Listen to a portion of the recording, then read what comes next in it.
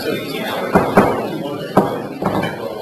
evening. I'd like to call to order the regular council meeting of the City of Satellite Beach, March 20th, 2013, approximately 7 p.m. Will you please rise and join Councilman Montanaro? Dear Lord, we have much to be thankful for. We are blessed to live in a city, in a great city. We're thankful for the volunteers who help the city run and the citizens who participate in the government process. Our city is facing a decision that will impact us for some time. Give us guidance to make the right pick. Watch over our military members all over the world. Keep them safe. Bring them home to their loved ones. Amen. If you would please join me for a pledge of allegiance. Pledge allegiance to the flag of the United States of America and to the republic for which it stands, one nation, under God, indivisible, with liberty and justice for all.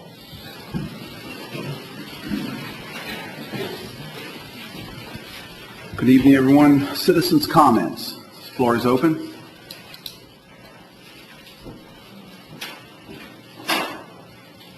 Any citizens' comments on non-agenda items? Hearing none, bring it back to council. Council comments. Mark? Just wanted to say that probably tonight, Mr. Mayor, I will ask that we put the seat valve discussion back on the agenda for the next meeting.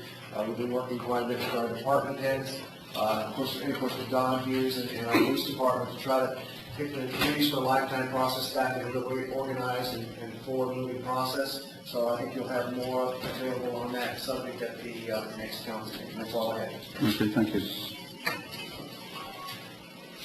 I attended the South Beaches Coalition meeting, and I have a copy which I meant to bring tonight, but other things have been on my mind, but I will get it to you. It's a copy of the letter that our representative on the TPO sent to the TPO staff requesting a traffic and safety study on O'Galley between A1A and South Beach. So I'll get a copy of that letter to you so that you can see what is being requested. Thank you. After our last council meeting on the 6th, at 11 o'clock, I got on my truck and drove to Tallahassee.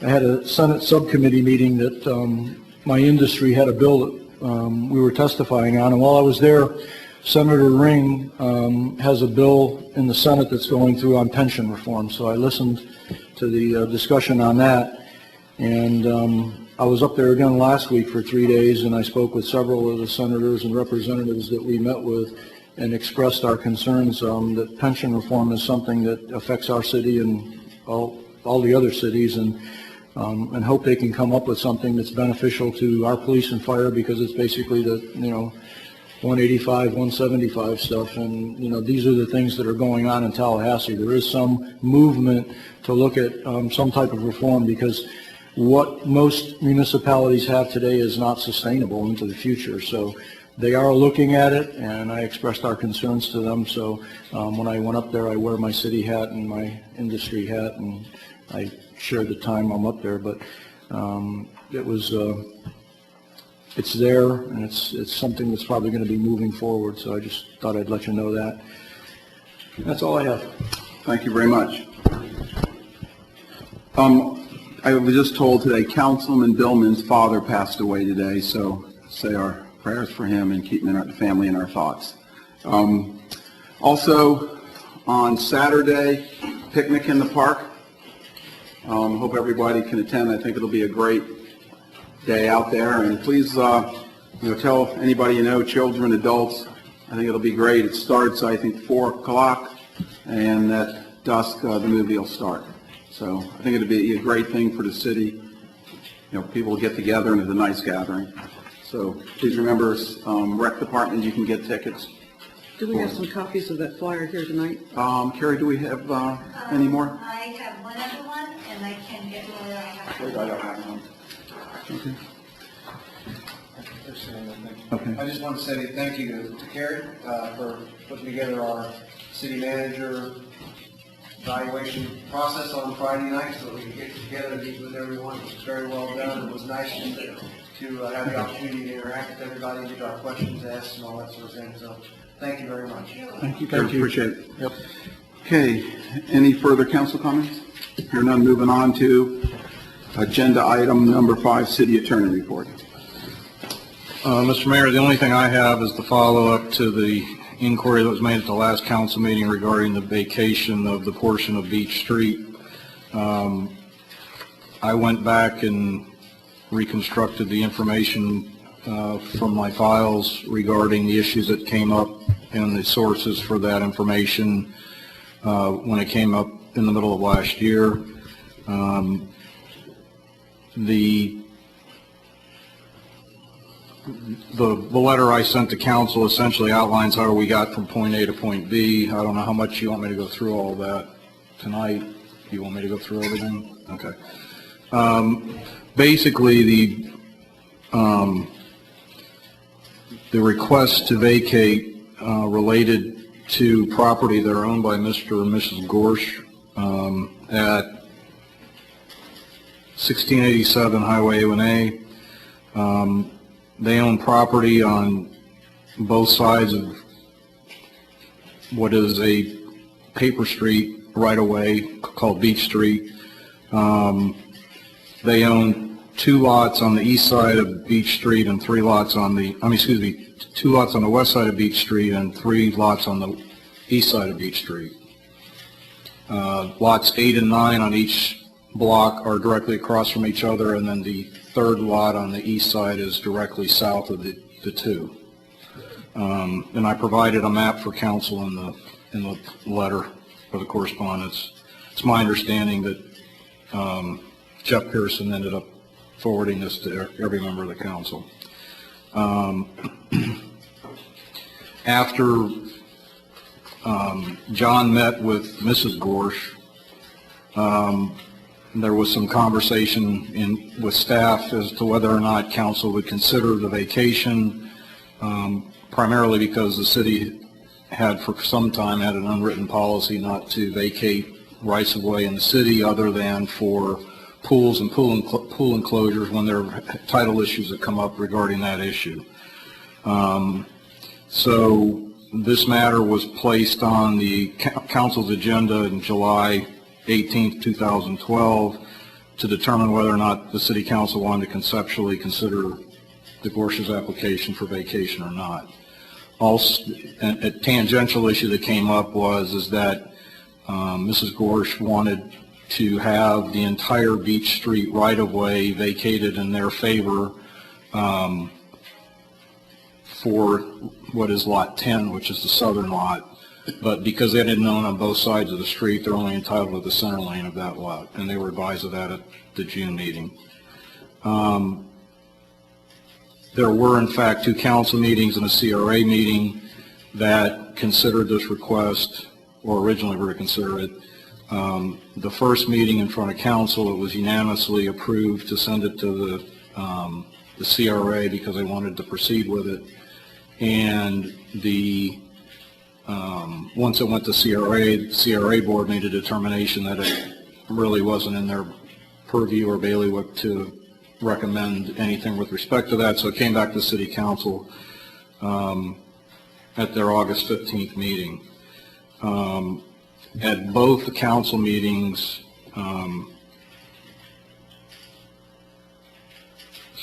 strike that. When it came back to council, the agenda reflected that the council was going to consider whether or not to vacate. There was a proposed resolution included in the agenda, but the agenda did not state that there was a resolution in there, but there was a resolution in there, and it contained 2 options. One was to vacate the right-of-way between the 2 lots 8 and 9, and then option 2 was that same vacation plus the center line west of lot 10. There was a lot of discussion about what the procedure was because the city didn't in fact have a procedure that really related to vacations other than for the pools and pool enclosures. And I'm not sure that that's actually that's not an ordinance. I think it's just a policy the city has internally to deal with those. because of the lack of a procedure, I was asked to look into what was needed or what was necessary in order to allow the city to proceed with consideration of the vacation of that portion of Beach Street. Basically, when I went through, I tried to find as many references as I could that related to it in light of the lack of a process that we did have. The Councilman Montanaro brought up Chapter 336 at the last meeting. I had looked at that previously, and that process generally relates to vacations by counties, not by municipalities. I can go into greater detail as to why I came to that conclusion, but that's what I came to the conclusion of. That process, the process that applies to counties, provides for the adoption of a resolution for the vacation. There is a section in Florida statutes under the Platting and Mapping Statute, which is Chapter 177, and although it's not directly on point, it alludes to municipalities providing notice to the county by resolution, or that the vacation applied by resolution or occurred by the resolution. There's a lot of treatises that talk about it. They talk about if there is no process, you can kind of do whatever you want to do in order to implement the process. And then the last item has to do with, there's an Attorney General's opinion in Florida that discussed what the quote-unquote appropriate procedure would be for purposes of vacating. The opinion recited a lot of the treatises that I included in this letter about what the authority was, and what a reviewing court will look into if they're asked to review the action of the local governing body. And then the Attorney General reviewed the definitions for ordinance and resolution in Chapter 166 of Florida statutes, and indicated that because it was more of a permanent nature, quote unquote, that his opinion is that it should be done by ordinance, although he did indicate that there is no set procedure reflected in the law as to what process should be followed. The opinion also did not allude to the language in Chapter 177 regarding vacations by resolution. The opinion also went on to talk about the reason why the Attorney General believed the quote-unquote more appropriate process would be by ordinance is because that would ensure notice to the public as to what was going on. And that was basically where my opinion was to council when it was considering the vacation request, was that it seemed more that the real thrust of the Attorney General opinion was notice, not necessarily what the form of the ultimate act was in allowing the vacation to occur. And actually, I did go at the time, reviewed a bunch of the ordinances of other municipalities in Brevard County, and it's a total mixed bag as far as what they require to consider a vacation. Some say by ordinance, some say by resolution, some have a precondition that it go to their CRA if it's in the CRA, some have it go to their planning and zoning board, and the city of Titusville actually specifically provides that to the closest extent possible that they'll follow the procedures in Chapter 336 governing counties for vacations. So didn't really find anything overarching as far as the local governments, other than each of them have some provision for notice, whether it be mailing or publication in a paper. So that got us to the second meeting, and in August of last year, when the resolution was considered by council, And I basically stuck to the same opinion I'd had all along, is it's up to council to decide whether it wanted to adopt it by either resolution or ordinance. The ultimate issue is, the notice issue.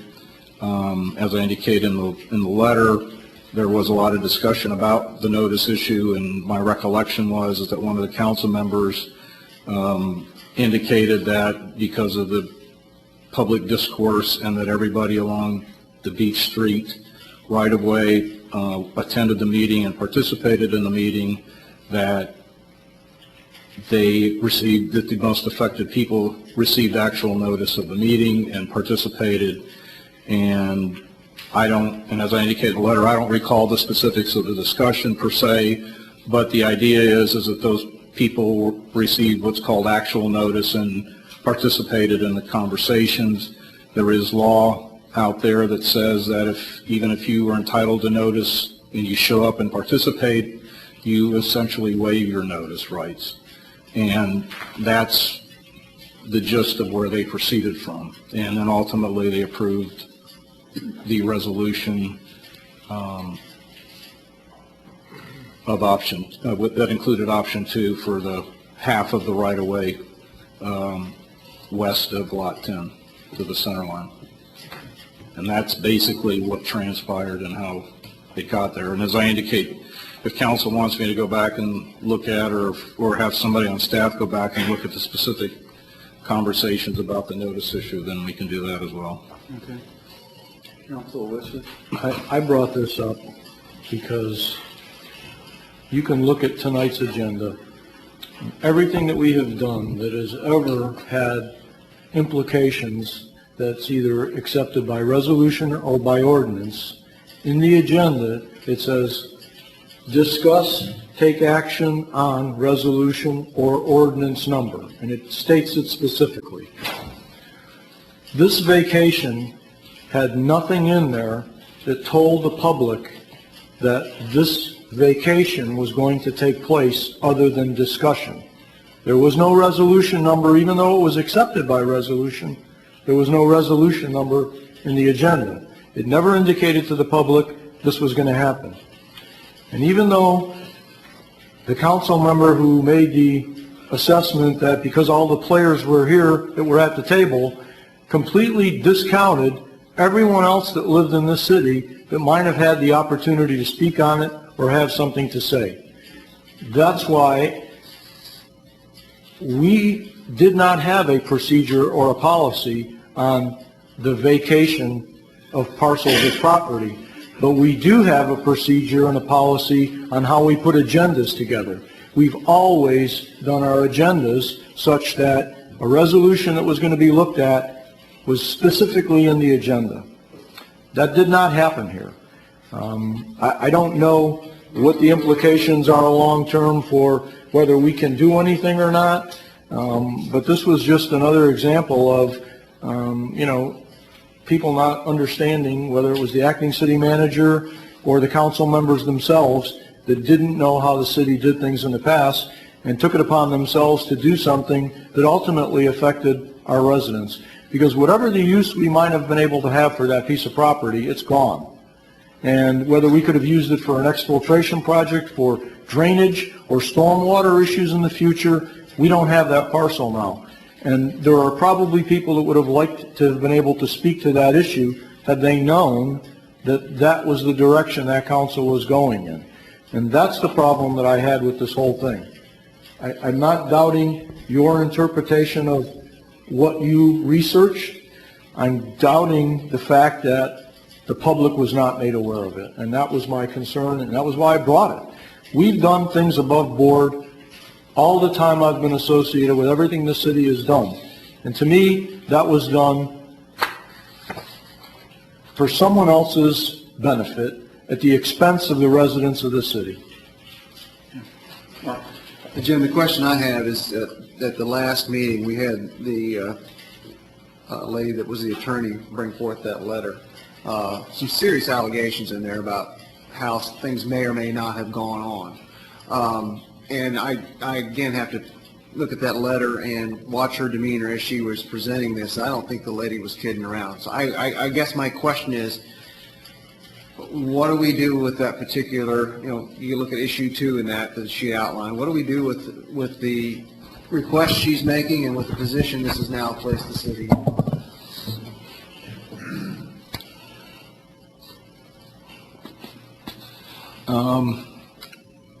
I guess I'm going to have to answer this in several different, in a way that answers or addresses several different issues. One is that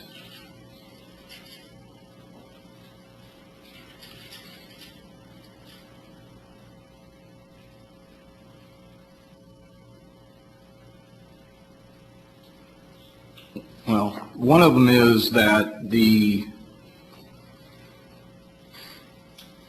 adoption, I don't know how to put these in sequence, but I'll deal with it this way. When you adopt or take any act in a legislative capacity, as a general premise, you're not allowed to go behind what the reasons were for the decision that was made, because it becomes a board decision. So what the individual thought process of an individual council member is not subject to inquiry, because it's a board decision. Having said that, if something inures to somebody's private gain, which I don't know that there was any allegation about that, that's the only way that it becomes an issue from a potential and ethics standpoint, which is, whether or not you should have been voting on something. And in deference to Councilwoman not being here, I don't know that I can really go much further than that, because I'm not really, I recall generally what the statements were, that there was some communication and things going on, but I don't know that I didn't look this issue up, I'll be honest with you, but I don't recall ever hearing anything about just because somebody has communicated with a member of the public, even if it's an applicant, in and of itself is some reason to affect the vote somehow. Beyond that, I don't really know how to go beyond that in answering your question. Okay, well, there was alleged that somebody had gotten some financial gain and worked on that property, and then subsequently voted on that vacation. In that position, what does that do to the vacation, if that indeed did happen?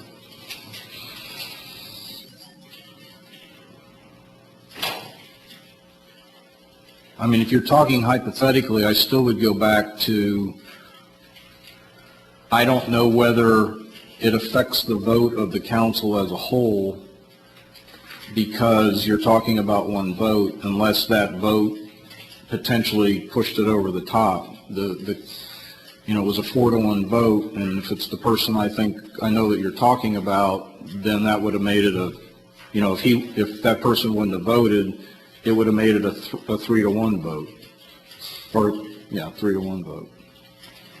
So, if that's something that you want me to look into, I will be, I will do that. But,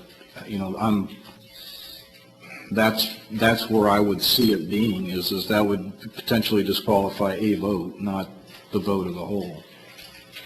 And again, the vote would have that vote would have had to inure to that council person's personal gain, or of his employer. Okay. Last question I have: if the lady that again brought the same document forward, if she claimed that she did not receive proper notice on this, which is that a reason to investigate this further as far as how the whole thing went down? That's up to council. I can't. That's totally up to this council as to what if and how it wants to proceed. I guess that's what I'll just leave it at that for right now. That's fine for right now. That's all I have, Mr. Well, I have a couple of questions. Did you specifically look at the allegations in that letter? No. You did not. No. So you have not responded. I was just asked to look at this Okay. actual process as to how it happened, not, Okay, you know, well, just the allegations that occurred at the meeting. I think it's worth looking at those allegations and seeing where we stand in relation to those. Also regarding the notice issue, I know that normally in the code there, for notice requirements, it's that people residing within X number of feet must receive certified letter notifying them and so forth and so on. But I also agree with Dominic's comment that vacating any right-of-way along the beachfront is a matter of public interest to every resident in this city. And so I think that expands the notice requirement, and so I think that also needs to be looked at again, because it was not properly advertised to give our residents notice of what was going to happen that night. And then on a technical matter, I have not received that, and once again, the emails that are going to my city account are not automatically flipping over to my home account. So if we can get Adam to tweak that again, so I haven't seen this at all. Okay, I did, so I'll check that for you. Thanks. Yeah. My thing is, this shows us we need a process. We need to have a process place, whether at the end of the process we vacate or not. I think you need to put a process in place so that we're not in this situation again. And it's spelled out clearly how you do it. Because we're going to have this on many other pieces of property in the CRA, whether we need to do some joint drainage, parking, or whatever. I think we just need to get a process in place. Also, as that letter, I'm not sure, there's more to that letter and that piece of property than we know that they own, or I think, has that case been settled yet? Because there is a question on whether her and her brother have control of that piece of property. Okay. So there's something in the courts on that. So, you know, I'm not sure if things might change or not change. I can tell you that it's moving along because my partner is representing one of the interested parties. Okay. So there is some other issues there. But I'd like to see at least a procedure, and if you want to look into the other information. What's the that's on council's? Yeah, I mean, I think I've gotten enough feedback from the citizens that are pretty unhappy with how this all went down. So I'd kind of like to see if we can pull together some more information, Jim, and kind of get, I'll have that at the next meeting. and our directions and options based on what you find would be nice to know too. Is it, let me ask you this, you know, based on the fact that we got the letter from those people and they presented it, you know, is there a way of following up to find out where they are? Is that, you know, is that something that, you know, we could ask the city manager to make a call to find out, you know, what's happening with it? I mean, we kind of need to know with whatever the position is in the letter that they presented to us. I mean, if they're moving forward, or they're looking to move forward with some kind of, you know, lawsuit, I mean, I'd like to know where we stand on this. I mean, they're basically, the gist I got from that letter that Chief brought to us that night was that they saw serious allegations and were possibly threatening a lawsuit. I don't know how we, you know, articulate that. From what I'm hearing, this council would not have handled it that way. You know, we understand that there was a breakdown in the way that procedures were done. We also understand there was a breakdown in the notification process, but I'd like to know kind of where we're going. Yeah, exactly. And I don't know how to do that. I'm not saying, Well, I mean, I just don't know the process legally on how we contact people or don't contact people because of potential litigation. Well, no, I mean, I can find out whether they intend, I mean, we can call on the phone to find out, you know, whether they intend to pursue it or not. I would point out that, I believe it's Mr. Meacham, he submitted a letter back before the vacation occurred too, indicating improprieties and how things were being done. They didn't do anything then. That doesn't mean they're not going to do anything now. But So he had allegations of improprieties before the property was vacated? Not the same claims of impropriety. Okay. There were, you know, basically Actually, I can't remember exactly what they were back then, but there is another letter that came out, and I'll get council a copy of that too, just because you probably have not seen that letter. So I'll send that. Whenever I find out about the information of this letter, I'll provide council with a copy of the letter that they submitted back in August of last year. And the city manager should handle this, not the city, I mean, the city attorney should handle this, not the city manager. Right. And we also want to put a process in place here. Even though the end might be no, I think this is a good example of we need a process in place. Yeah, or it at takes least about spelled 4 out. steps. Well, whatever Whatever the it is. steps are, I think you still need it in place. Is that- I agree. Okay. Thank you. Okay. Any further discussion? Okay. That's all I have. Thank you. Moving on to agenda item number 7, discuss, take action on Florida Inland Navigation District grant for the Recreation Department pontoon boat. Carrie? Thank you very much. Sampson's Island asked me to tell you, thank you very much for the motor. It's moving along the boat quite nicely. We did discuss when we were looking at our issues with our boat and motor, that if the city would purchase the motor, that we would submit a 2013 Waterways Assistance Program, which is part of the funding process for this funding cycle. So the grant before you is a grant 50/50 matching for $15,000 to purchase a pontoon boat that would hold up to 12 people to transport visitors to the island and also service our maintenance vehicle. Thank you. Questions from council? No, I'll make a motion. Move to authorize staff to submit a fine grant to purchase a pontoon boat for Sampson's Island with total project cost of $15,000. The city match of $7,500 to come from the Capital Assets Fund. Second. Okay, I got a motion by Councilwoman Gott, second by Vice Mayor Breimer. Any further discussion, the council bringing out to public comment on this agenda item? Any public comment on the pontoon boat and the grant?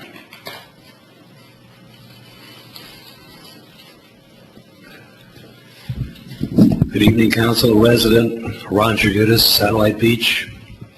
I will assume that the $7,500 is available in the capital improvements fund for this project. And there is verification of that. Thank you. Thank you. Any further public comment on this agenda item? Hearing none, bring it back to council. Any further discussion? Yes, sir. Lenore? Yes. Yes. Yes. Yes. Passes unanimously 4-0 tonight. Excuse me one second. Moving on to number 8, discuss, take action on Resolution 927. Jim? Resolution number 927, a resolution of the City of Satellite Beach, Brevard County, Florida, for Assistance 2013 under the Florida Inland Navigation District Waterways Assistance Program. Reading of resolution number 927. Thank you. Move to adopt resolution 927. Second. A motion by Councilwoman Gott, second by Vice Mayor Breimer to adopt Resolution 927. Discussion? Yeah, this is just magic words required by the grantor. Granted, right. Any, open it up for public comment? Any public comment? Hearing none, bring it back to council. Any further discussion? Hearing none, Lenore? Yes. Yes. Yes. Yes. Motion passes unanimous 4-0.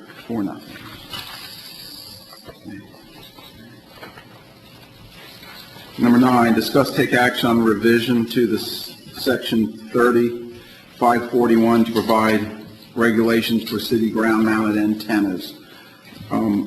Given that this was an agenda item brought by Councilwoman Dean and she's not here, council wishes to I would prefer that we move this to the next meeting when she's here.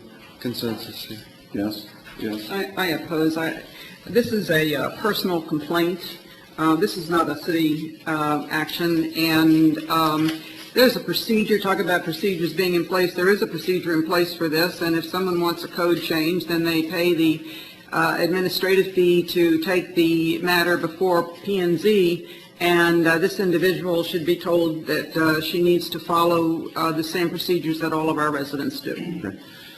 I'm going to say we do move it because it was a council person that brought this agenda item up here, and it's not. And I, personally, I think she should be here to hear exactly what Councilwoman Gott just said. Stronger words to follow. Thank you. Okay. Moving on, agenda item number 10, discuss take action for the disposition for 2 police vehicles. Good evening.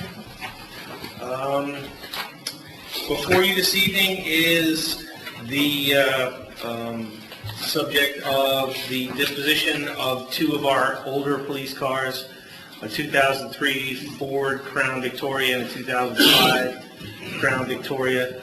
In the past, we've tried to auction vehicles with very little success, and it actually cost us more than we reaped in the sale of the vehicle ultimately. So I reached out to the person that I've sold the vehicles to in the past, and he offered $2,200 for both vehicles. We have cannibalized as much as we possibly can off of the vehicles, and we use the parts on other police cars to keep those running. So I think this is a fair deal for the city, and if you have any questions, I'll make a motion to approve sale of vehicles to LKQ Auto Salvage, $2,200 per vehicle. I got a motion by Vice Mayor Breimer. The total amount would be $2,200. Total amount's 22? Total, I'll amend my motion. I'll second it. I have a motion by Vice Mayor Breimer, seconded by Councilman Montanaro. Any further discussion from council? Hearing none, open up for public comment.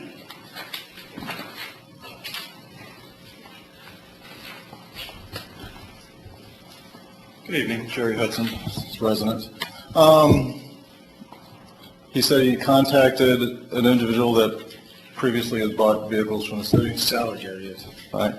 Why not contact them all, see what kind of prices other ones will give? Well, I have, and it's pretty basically the same or less, so. Well, I'm just, it's like, you made it sound like you just contacted one guy. That's what it made it sound like. Thank you very much. Any further public comment? Hearing none, bring it back to council. Further comment from council? Hearing none, Lenore? Yes. Yes. Yes. Yes. Motion passes. Moving on to agenda item number 11, discuss take action for change order number 1 for the final State Road 513 landscape improvement, Alan? Good evening. This is the closeout of the State Road 513 landscaping project that was a joint participation agreement with Florida Department of Transportation. The project actually came in under budget due to the fact that the amount of plants that we had originally thought we could fit out there would not fit, and we actually put less concrete than we thought we had to out there. So basically $5,000 under budget, and in order to forward this to FDOT, it needs to be approved as a change order. Okay. Thank you very much. Council, comments? I'll make a motion to approve the change order number 1 final for State Road 513 landscaping improvements as presented by Public Works Director Alan Potter. Second. I have a motion by Councilman Montanaro, second by Vice Mayor Breimer. Any further council discussion? Hearing none, open up for public comment. Public comment on this agenda item. Hearing none, bring it back to council.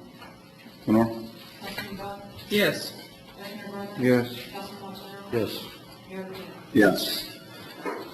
Moving on, passes 4-0. Moving on to agenda item number 12, discuss, take action on Public Work Director's attendance at the 2013 Florida Governor's Hurricane Conference, which is May 5 through 10 this year.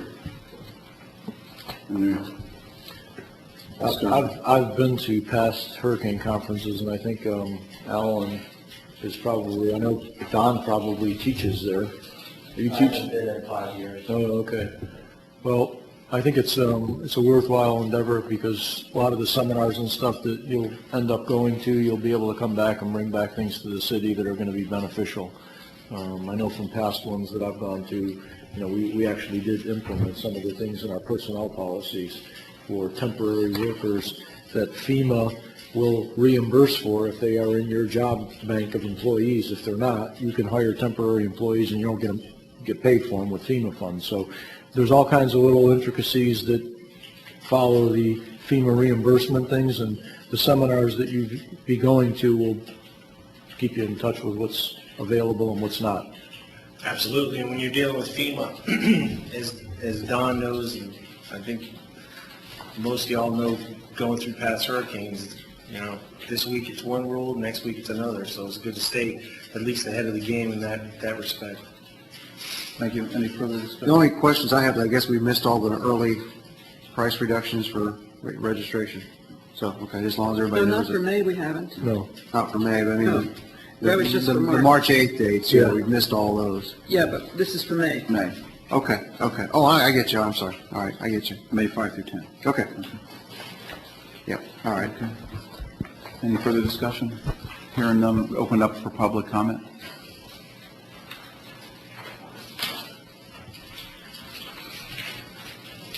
Yeah, again. Please state your name. Oh, Jerry Sorry. Hudson, sorry. I was looking at the Governor's Hurricane Conference agenda items, and there was quite a list of conferences, workshops that you could be going to, and most of them have a number limit as the number that can be signed up for. To me, it looked like I think it was TS1 and TS2 were probably the best ones for our representative to go to because they're basic, talking about what to do and what a municipality's responsibilities are and what they should be organizing for. It's something that needs to be decided with the packet that he sends in registering, so he makes sure he gets into the conferences and workshops that he wants to get into. Just not willy-nilly go there and can only get into a conference or a workshop that does not apply to the city. Thank you. Thank you. Any further public comment? Hearing none, bring it back to council. Council, any further? I would echo those comments because in the past, they didn't have those restrictions, but I think there's more and more people going to these conferences now, and you do need to secure your place. So you may want to look at the items that are on the agenda there, and if you need to put yourself in place for some of these, pick out the ones you think are most important. Right, absolutely. I zeroed in on just the ones he was talking about, TS2 especially. Okay. And so with the approval, I was going to take care of that tomorrow. So. All right, thank you, Al. Any further discussion from council? Hearing none, Lenore, please. We had I'll make a motion to approve the attendance of Alan Potter at the Hurricane Conference for do we want to have the days and? that'd be nice, and the maximum travel reimbursement, please.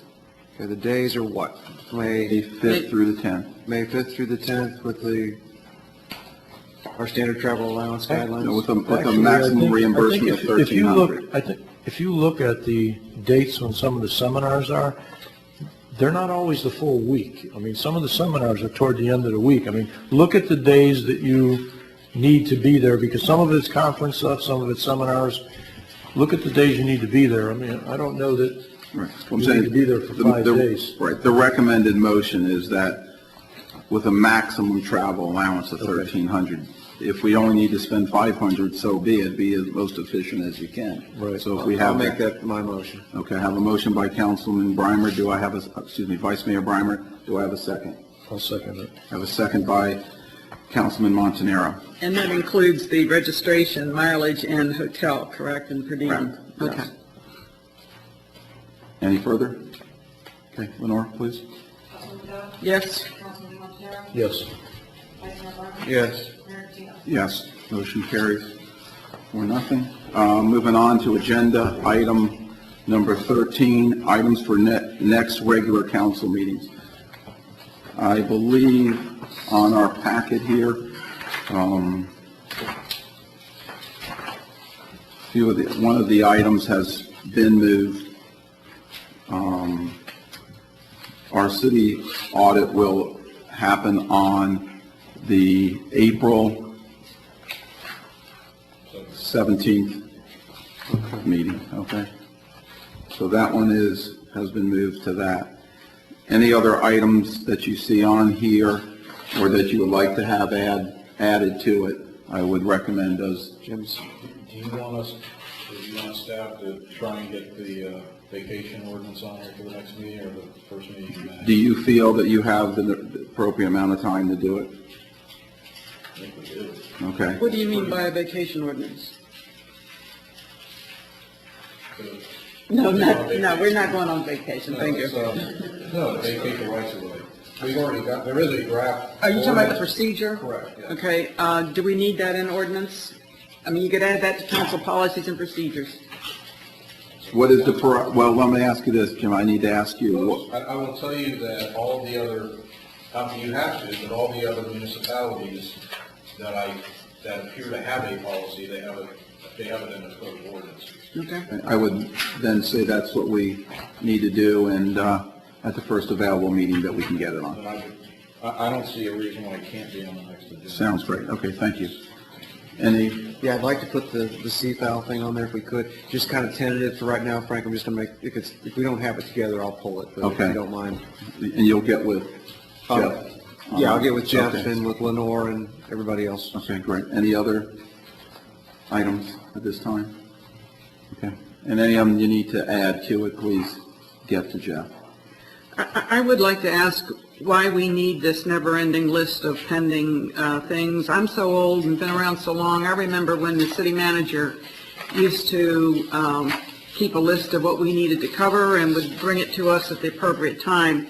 There are a number of items on here that we have no control over in terms of when we will discuss it because they're going to come down from on high. And when I look at this thing, I just get the feeling if I were somebody seeing this week after meeting, my impression would be, don't they ever get anything accomplished? I think it keeps it in front of us, too, that we don't let it slip under the table. That's my thing.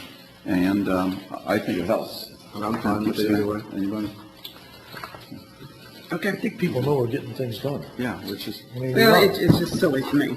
Okay. thank you. Taken. Any other comment? Okay. Moving on. Well, board appointments and that and also. Okay, moving on to next agenda item, adoption of minutes. Move to adopt as submitted the February 13 workshop meeting, the minutes of the February 13 workshop meeting, the March 5 special meeting, the March 6 workshop meeting, and the March 11 special meeting. Second. I'd like to interject that two of those minutes have been amended.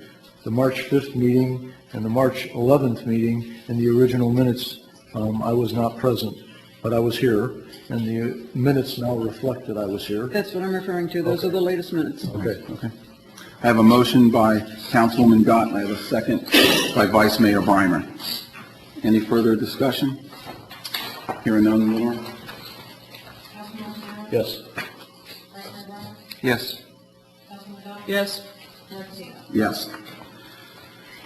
Okay, any further business? Yes, I would just like to comment, you notice how quickly we can move along when the city manager's not here. Thank you. I'm just kidding, don't tell him I said that.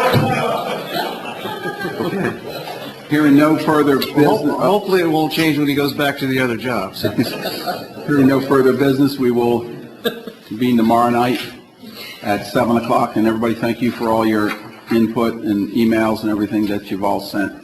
It helps, and we appreciate it. So 7 o'clock tomorrow night. 7 o'clock tomorrow night. Hearing no further business, meeting's adjourned. Hey, Don, there's only one.